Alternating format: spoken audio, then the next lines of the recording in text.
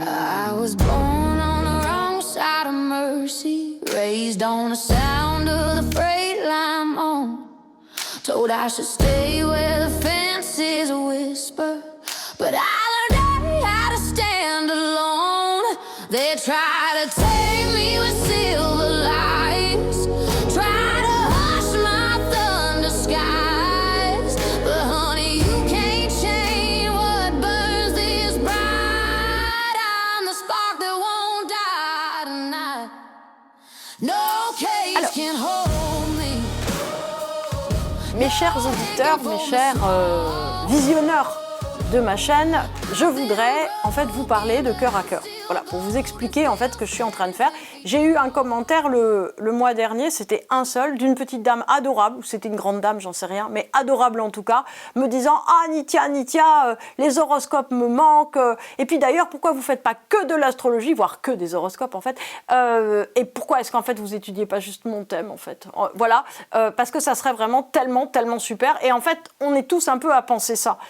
Voyez, j'allais dire mes petits élèves que j'adore, les gens qui viennent en conférence, qui sont adorables aussi, en fait, on est tous dans l'attente de se dire, bah, j'aimerais bien voir ce que moi je peux attraper, en fait, ce que je peux comprendre sur moi, voilà, et j'aimerais bien, en fait, que ça me parle plus directement, parce que je suis sûre, en fait, que si, voilà, en fait, il y avait quelque chose de juste sur mon thème, eh ben, ça me ferait avancer énormément, et c'est d'ailleurs pour ça qu'il y a beaucoup de gens qui, regardent mes cycles du ciel horoscope, qui regardent ceux de tout un tas de collègues et de consoeurs que j'ai, qui sont formidables, confrères, qui sont tous incroyables, etc. Et que les gens consomment, on peut dire le mot consommer, beaucoup, j'allais dire, de prévisions sur eux. Bon, ce qui ne sert évidemment malheureusement à rien.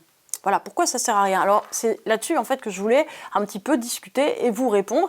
Et donc je remercie beaucoup la personne qui m'a laissé un petit commentaire, parce que je pense que beaucoup de gens le pensent, et que cette dame-là, elle a eu le courage de me dire « Ah Nithya, pourquoi vous ne faites pas deux chaînes, une astrologie, une spirituelle, comme ça on pourrait ne pas regarder la spirituelle et regarder l'astrologique. On regarderait un peu la spirituelle aussi, promis, mais quand on aurait le temps. » Voilà. Pourquoi en fait vous...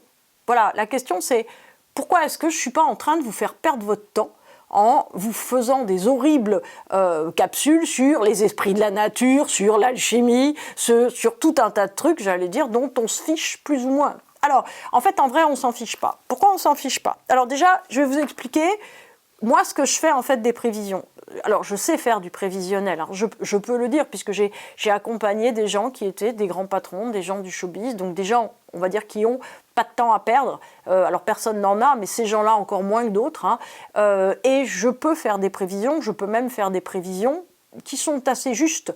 Comme tout le monde, je peux aussi me tromper, ça c'est évident, mais je sais faire des prévisions astrologiques. Et pourtant, si vous voulez, la dernière chose que je regarde en général avant un mois, me concernant ou concernant des proches, ce sont les prévisions. Et pourquoi en fait je ne regarde pas les prévisions? Parce que après 30 ans de pratique, et je continuerai par contre à vous faire des horoscopes cycle du ciel, n'ayez pas peur, je me suis rendu compte que les prévisions n'avaient pas une grande importance. Pourquoi elles n'ont pas d'importance?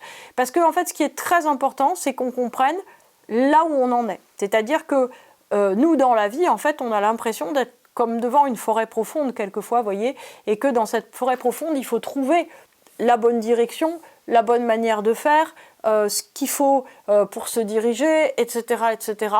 Et en vérité, si vous voulez, qu'on prenne une voie ou qu'on prenne une autre, quoi qu'il en soit, c'est que tant qu'on n'a pas compris un certain nombre de choses sur nous-mêmes, eh ben, on va se retrouver en face des mêmes événements. C'est-à-dire que même si, j'allais dire, on a suivi une voie parce qu'on n'était pas prêt, parce qu'on s'est trompé, on a passé des choses, on a compris des choses. Donc tout ça pour dire qu'on ne peut pas enlever les événements dans l'existence, que les événements positifs... Voilà, se transforment souvent en événements négatifs, que les événements négatifs se transforment en événements positifs. Je vais vous donner un exemple tout simple. Quand j'ai pris ma chienne Annabelle, qui est une petite merveille, qui est un berger allemand ancien, donc actuellement de 36 kilos et un peu remuante, et ben au début c'était l'idylle, c'est-à-dire que c'était une petite peluche adorable qui tenait dans mes bras, qui était mignonne comme un cœur, et voilà qu'elle s'est mise à enterrer ses os dans le jardin. Donc j'ai aussi un très joli jardin.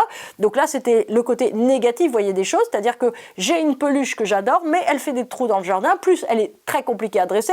Donc j'ai un super dresseur de chiens chez lequel je passe ma vie, en tout cas de mon impression, pour aller la faire dresser, sauf que j'ai pas le temps et que ça me prend beaucoup de temps par rapport au tournage. Donc c'est pour ça que, effectivement, tout s'enchaîne et de ce fait, j'en viens à considérer que ma petite chienne adorée, que j'adore, vous voyez, j'aime les chiens, hein, parce que souvent on me dit aussi, vous aimez pas les chiens, si, j'adore les chiens.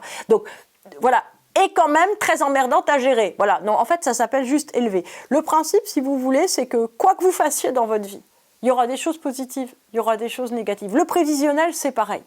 Donc, en vérité, si vous voulez, qu'est-ce qu'on fait avec les cycles du ciel? Ou en tout cas, qu'est-ce que j'essaye de vous faire voir, sentir? C'est de vous mettre, en fait, si vous voulez, en possession des principales tendances, on va dire, énergétiques du mois. Vous voyez, j'allais dire, tous les événements que vous allez, en fait, avoir à traverser. Vous voyez, par exemple, quand Jupiter envoie un influx, ou Neptune, etc., ben, en fait, ça vous met dans une espèce de bain coloré, on peut dire ça comme ça, qui va se concrétiser sous la forme d'un événement dans une parcelle de votre vie, c'est-à-dire dans un domaine, que ce soit professionnel, personnel, en santé, financier, ou dans une autre. Vous aurez de toute façon à le rencontrer, et de toute façon, si vous voulez, ça va vous faire avancer.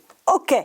Alors après, on a, pour les signes, chaque signe du zodiaque, on peut avoir, si vous voulez, une idée globalement de ce qui se passe. Donc quand on a une idée de ce qui se passe, c'est un petit peu plus facile de savoir comment on va devoir trancher, c'est-à-dire est-ce qu'on va devoir trancher dans un sens par exemple d'expansion, de restriction, est-ce qu'on doit tenir, est-ce que jusqu'à quand, etc. Ça aide. Je ne vais pas vous dire que ça n'aide pas, bien sûr que ça aide, mais ça ne suffit pas. C'est-à-dire qu'une fois en fait que vous avez le climat du mois, moi je vous propose 3 autres vidéos, en général dans le mois, ou des lectures, ou des choses, etc.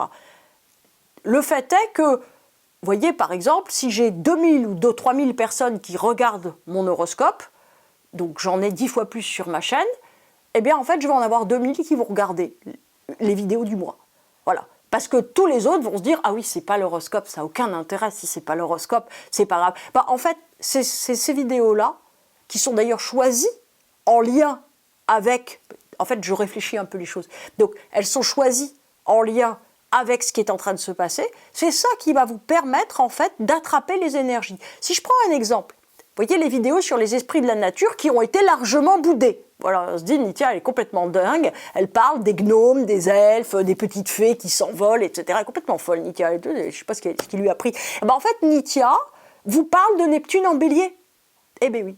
Nithya, en fait, est en train de vous essayer de vous expliquer que si, en gros, vous commencez à vous mettre en accord avec des forces de concrétisation des choses, hein, c'est tout le côté rêverie autour de la Terre. Si vous êtes en train, en fait, d'avoir un accès différent à vos émotions, à ouvrir un peu le champ, tous les esprits de l'eau, si vous êtes en train, en fait, de comprendre que l'énergie, c'est comme calcifère, hein, c'est-à-dire que c'est une espèce d'énergie du feu qui a besoin d'être nourrie de négativité et avancée, et finalement, je finis avec le dernier, les esprits de l'air, ça veut dire que quand il y a une pensée en tête, elle ne peut que se partager, elle ne peut que se communiquer pour être attrapée, en fait, pour être tenue, elle doit être partagée. Si vous comprenez ça, en fait, vous allez être capable d'intégrer Neptune en bélier. Eh bien oui. Alors que si vous regardez juste l'horoscope cycle du ciel, qu'est-ce qui va se passer ? Vous allez vous dire, oh, qu'est-ce qui va m'arriver? Est-ce que là, je vais avoir un appel de mon chef, par exemple, pour ce travail, comme je voudrais ça? Attends, Neptune en bélier, moi je suis d'un signe d'air, ok, ça veut dire qu'il faut que je partage, que je communique avec tous les gens, que je fasse voilà, la petite fée de l'air qui circule, la petite sylphe de l'air qui circule, etc. En fait, utilisez mes vidéos spirituelles comme une application, une mise en œuvre, voyez, de tout ce que vous avez besoin de comprendre pour l'horoscope. La même dame qui a eu le courage et la gentillesse en fait de me laisser un petit mot et que je remercie encore une fois, en fait, elle m'a dit en Inde, Nithya, vous connaissez pas bien l'astrologie indienne. Non, j'ai juste étudié 25 ans, hein, mais c'est pas grave, peut-être moins que vous. Toujours est-il, en Inde, on sépare l'astrologie et la spiritualité. Ah bon? Non, là-dessus, je suis désolée, vous vous trompez. En vérité, l'astrologie est spirituelle en Inde puisque la spiritualité est la racine même du Jyotisha. C'est-à-dire qu'en fait, la structuration, si vous voulez, de la vision du monde, du temps, qu'on appelle Rta, en vision cosmique de la temporalité, et qui se diffracte dans les 12 signes du zodiaque, plus les 12 maisons, plus les 27 nakshatras, tout ça, si vous voulez, le Rta cosmique, c'est ce qui est trouvé dans la Bhagavad Gita, dans le Ramayana, etc., etc., et le Mahabharata. Donc, si vous m'expliquez que la spiritualité est différente de l'astrologie en Inde, je voudrais bien comprendre comment. Non, absolument pas. C'est au contraire, si vous voulez, ce qui fait que le Jyotisha est complètement opaque en réalité à nous, occidentaux. Pourquoi? Parce que, par exemple, si on veut prendre un exemple, Jupiter, c'est pas le grand bénéfique en Inde, hein, dans le Jyotisha. Jupiter, c'est le seigneur du Dharma. Donc le seigneur du Dharma rétablit l'ordre juste de l'univers, selon qui? Selon Brahman, et selon aussi Shiva et Vishnu, c'est-à-dire le principe destructeur et le principe qui permet en fait de faire naître l'univers. Donc Brahma sera là-dedans le principe de conservation, pour finir la Trinité. En réalité, si vous voulez, l'astrologie indienne n'est qu'une expression de la spiritualité indienne, une expression, si vous voulez, qui essaie de faire quoi? De remettre l'individu au cœur, si vous voulez, du déploiement cosmique en accord avec le principe le plus, on va dire, le plus pur des Védas. Donc ça, c'est pour la différence, il n'y a aucune différence hein, entre la spiritualité et le Jyotisha, évidemment. Et c'est d'ailleurs pour ça qu'il y a des astrologues présents dans tous les ashrams. C'est plus rare d'avoir des astrologues présents dans toutes les églises.